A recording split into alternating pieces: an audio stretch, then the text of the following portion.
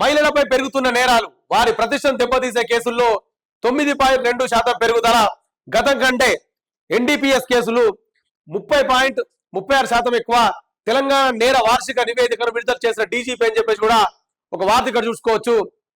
దాదాపుగా మహిళా ప్రతిష్టకు భంగం కలిగిస్తున్న ఉదంతాలు ఆందోళనకర రీతిలో పెరుగుతున్న ఇలాంటి కేసులు గత ఏడాదితో పోలిస్తే ఈసారి 9.2% పెరిగాయి. మహిళలపై నేరాల్లో 3.16% పెరుగుదల నమోదైంది. మొత్తం నేరాల సంఖ్య మాత్రం తగ్గుముఖం పట్టినట్లు గణాంకాలు వెల్లడిస్తున్నాయి. గణాంకాలు రాష్ట్రంలో గత ఏడాది నవంబర్ నాటికి 2,34,185 కేసులు రిజిస్టర్ కాగా ఏడాది నవంబర్ వరకు 2,28,695 నమోదై అంటే 2.33% తగ్గాయని చెప్పేసి తెలంగాణ నేర వార్షిక నివేదిక 2025 వివరాలు వెల్లడించిందని చెప్పేసి కూడా ఒక వార్త డీజీపీ గారు సంబంధించింది. ఒక ప్రెస్ మీట్ పెట్టి ఒక వార్త అయితే ఇయర్ ఎండింగ్ వచ్చింది కదా, ఈ 2025 సంవత్సరంలో ఎంతవరకు తెలంగాణ రాష్ట్రంలో నేరాలు తగ్గినాయి పెరిగినాయి అనే దాని మీద వాళ్ళు ప్రెస్ మీట్ పెట్టి చెప్పడం జరిగింది. దాంట్లో దాదాపుగా పోయిన సంవత్సరానికి ఇప్పటికీ మహిళల మీద 9.2%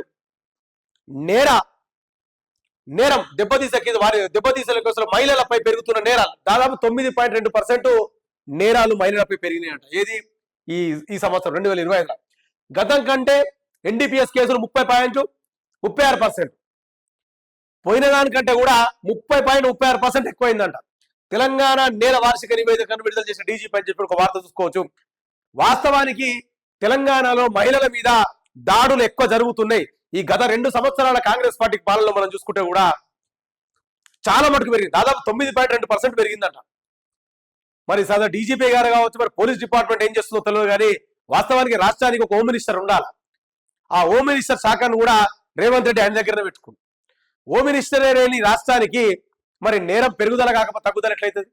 షేర్ చేయండి, లైక్ చేయండి, సబ్స్క్రైబ్ చేయండి.